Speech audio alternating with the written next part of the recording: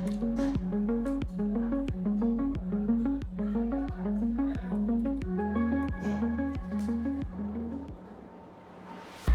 Ji, my name is Ashish and एक छोटा सा स्टोरी से स्टार्ट करते हैं। फ्रेशर जो होते हैं, जो स्टडी स्टूडेंट्स जो पास आउट होते हैं, उनके होप में एक लाइफ में एक होप होता है, सिंपल सी होप होता है कि अच्छी कैरियर हो, अच्छी जॉब हो। जाहिर सी बात है, हम लोगों ने भी एक टाइम पे वैसे ही पास आउट होकर आए हुए हैं एंड हमें भी वही सेम होप लेके आए थे कि अच्छी कैरियर हो जाए और अच्छी जॉब लग जाए एंड उसके बाद मेरा लाइफ सेट है।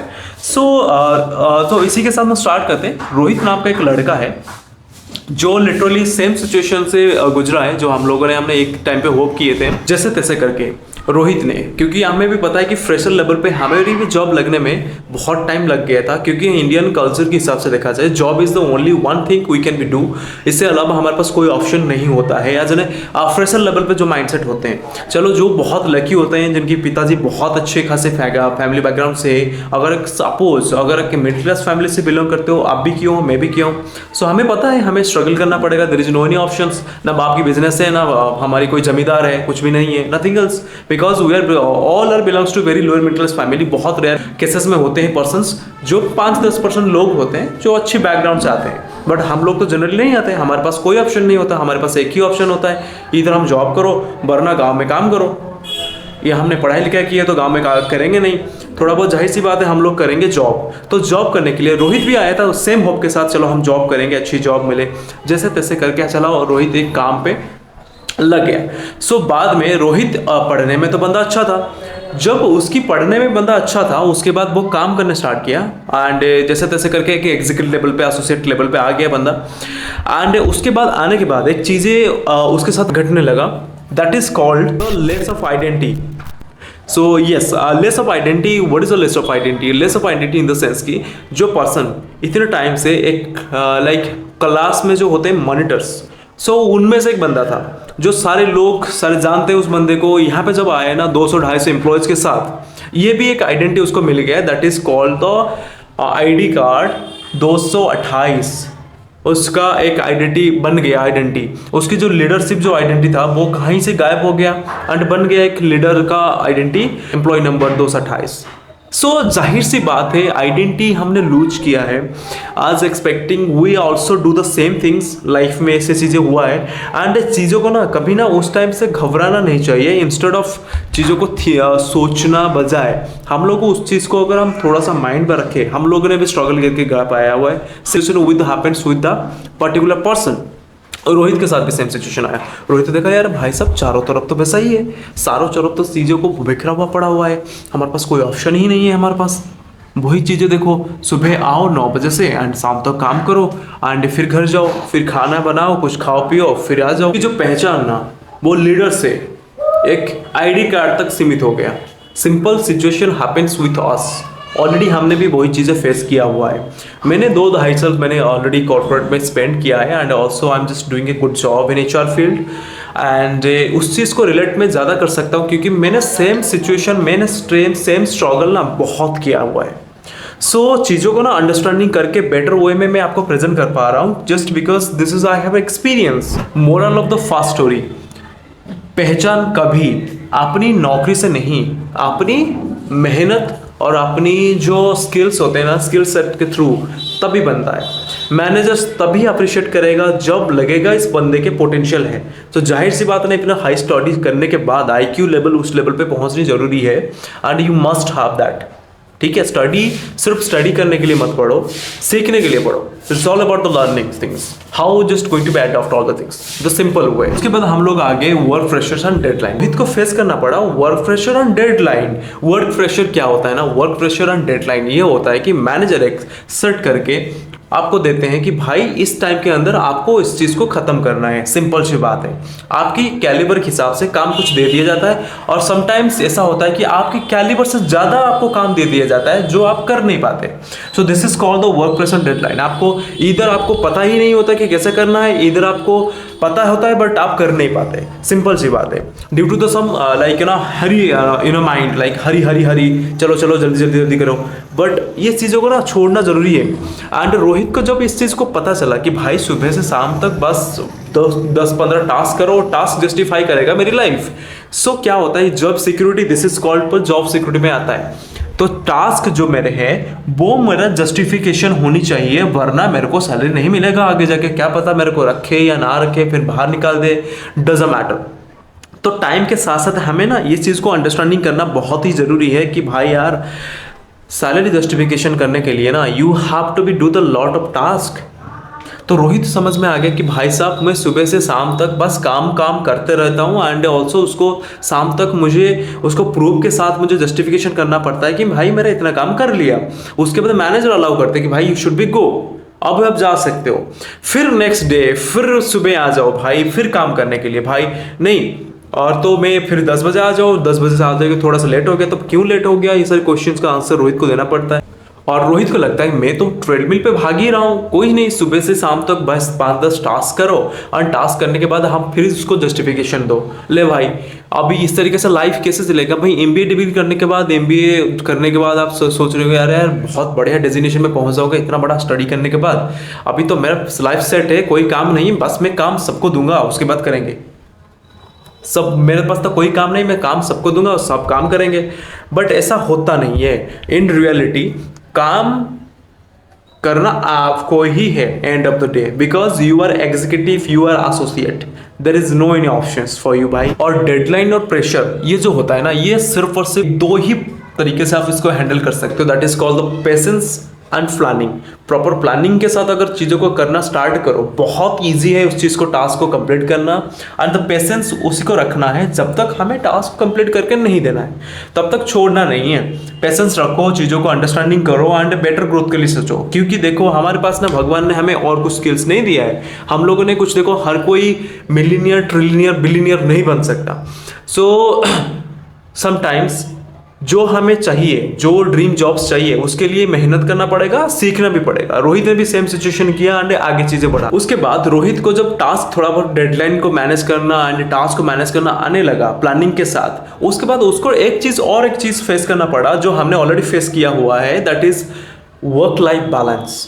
जब वर्क लाइफ बैलेंस नहीं होता है, जैसे कि देखो 8 से 9 घंटे का काम होता है, सुबह से 9 बजे से शाम के 6 बजे तक, 7 बजे तक जब काम करते रहते हो, वो फिनिश नहीं होता। जब फिनिश नहीं होता है तब जाके फिर फ्रस्ट्रेशन, कोई कुछ बोल दिया, मैनेजर ने कुछ बोल दिया, ओनर ने कुछ बोल दिया, सुपरवाइजर कुछ बोल दिए, वट एवर, उसके बाद दिमाग में घुसा के आप चीज़ों को ना घर जाके पहुँचते हो। घर जाके जब बताते हो ना, वो सेम रिफ्लेक्शन सामने के वालों के साथ होता है। अगर सामने वाला कुछ पूछ लिया, आपने फ्रस्ट्रेटेड में बोल दिया, कहाँ ये भी वर्क लाइफ बैलेंस हो जाता है, चीज़ें कहीं से भी नहीं बचा। वर्क लाइफ बैलेंस के नाम पे हमारे पास बस फ्रस्ट्रेशन निकलता है और कुछ भी नहीं। तो वर्क लाइफ बैलेंस रोहित करेगा तो करेगा कैसे?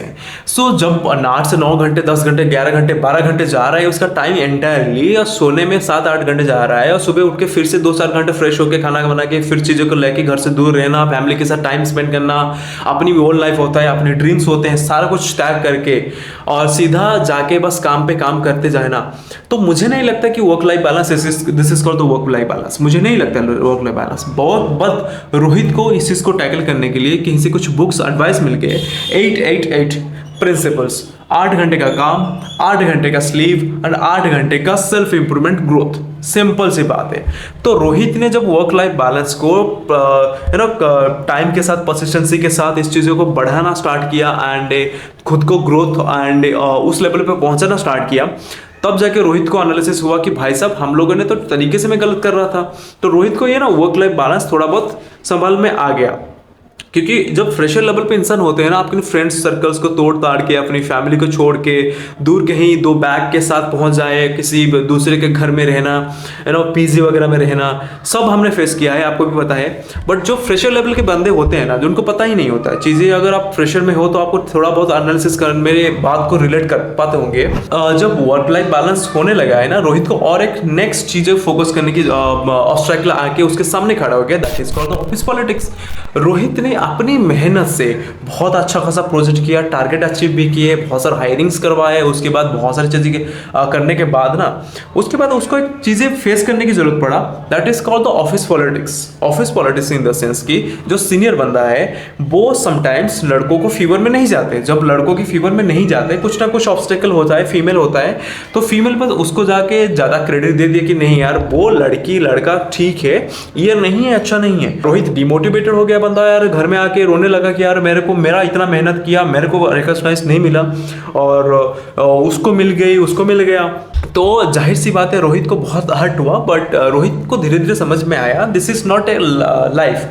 देखो यार, रोहित ने उस टाइम पे एनालिसिस कर लिया था कि भाई साहब काम मेरे को सीखना है, क्योंकि जिंदगी मुझे एक ही कॉर्पोरेट में नहीं बिताना है। क्योंकि कॉर्पोरेट इन द सेंस कि हमें सीखना है, चीज़ों को अंडरस्टैंडिंग करना है, बेटर पैकेज और बेटर एनवायरनमेंट और बेटर कॉर्पोरेट, बेटर जो कंपनी होता है ना उसको चेंजेस करके आगे बढ़ना होता है। क्योंकि ये कंपनी किसी का भी सगा नहीं होता, कंपनी को बेनिफिट दे रहे हो तब जाके कंपनी आपको रोक रहा है। जाहिर सी बात है, there is no any sense to discuss all the things, आपको भी पता है और मेरे को भी पता है। So we should be go for that like in a better way. मेहनत करो, सीखो, जॉब सीखो, चीज़ों को, फिर जब आपके पास ग्राफ होने लगे ना, you should be go for the next step. आप दूसरी कंपनी में जाओ जहां पे आपको लगता है कि वैल्यू मिलनी चाहिए एंड वर्क मिलना चाहिए, अच्छा खासा पैकेज भी मिलना चाहिए, you should be go. And Rohit को ये समझ में आ गया एंड दुख किसी बात की नहीं है, क्योंकि आपको कंसिस्टेंसी आपकी अंदर होनी चाहिए, आपके अंदर सीखने की इच्छा होनी चाहिए।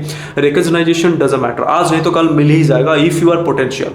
मैं आपको लिखित में दे रहा हूं, अगर आपके पास ना पोटेंशियल है तो there is no need to be think about that कि आपको रिकॉग्नाइज मिलेगा या नहीं मिलेगा।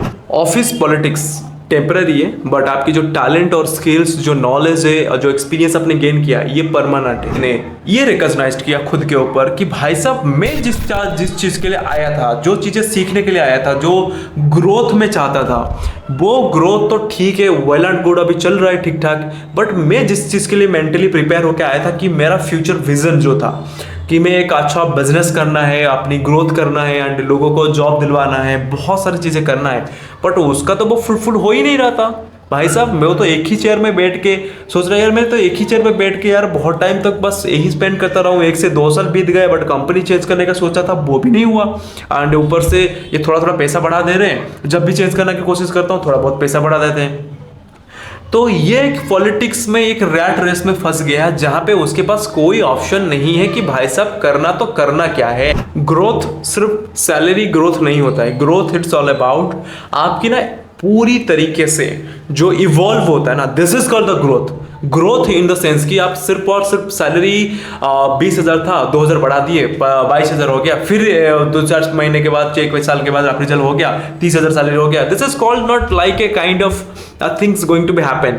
देखो इवॉल्व होना पड़ेगा, जो मेहनत कर रहे हो क्या पता उसी मेहनत का कोई और पर्सन इतना ज्यादा अमाउंट दे रहा है जो अनएक्सपेक्टेड है। सो मेक श्योर कि आप अगर चीजों को अंडरस्टैंडिंग, देखो यार आपके माइंड में अगर पूरी तरीके से क्लियर है कि विजन क्लियर है, ये चीज मैं करूंगा, तो you should be go for that. Simple बात है, कोई भी there is no any options, think about that. आप मेहनत करो, सीखो, चीजों को एनालिसिस करो। कॉर्पोरेट में हम लोग क्यों आते हैं, जो विजनरी पर्संस होते हैं ना, एक जो मेंटली प्रिपेयर्ड होते हैं जो पर्सन्स, वो उनको पता है कि भाई कॉर्पोरेट में जा रहा हूँ कि मेरा अपनी जो मेहनत है ना, वो जो स्ट्रगल है ना, वो मेरा बच जाए। क्यों? देखो मैं कॉर्पोरेट, कोई और बंदा पैसा लगा रहा है और कोई बंदा मेहनत कर रहा है एंड बस मैं जाके उसको चीज़ों को अंडरस्टैंडिंग कर रहा हूँ एंड तरीके से ग्रोथ करने की कोशिश कर रहा हूँ। सिंपल सी बात है।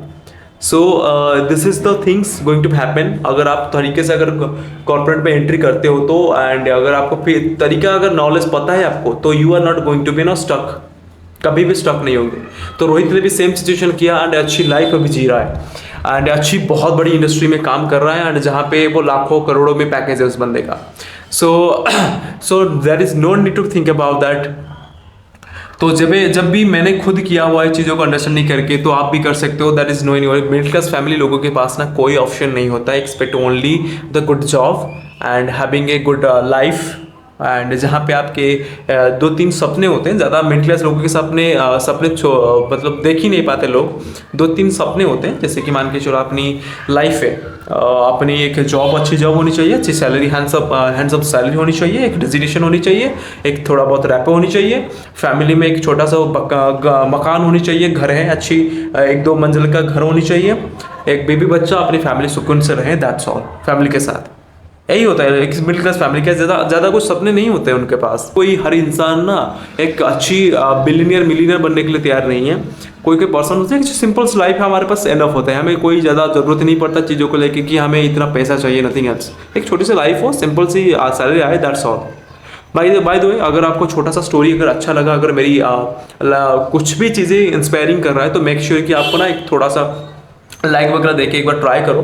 एंड बाकी मैं देख लेता हूँ चीज़ों को, नेक्स्ट क्या टॉपिक रहेगा आप एक बार कमेंट सेक्शन में जरूर बताना प्लीज़, है ना। Thank you so much.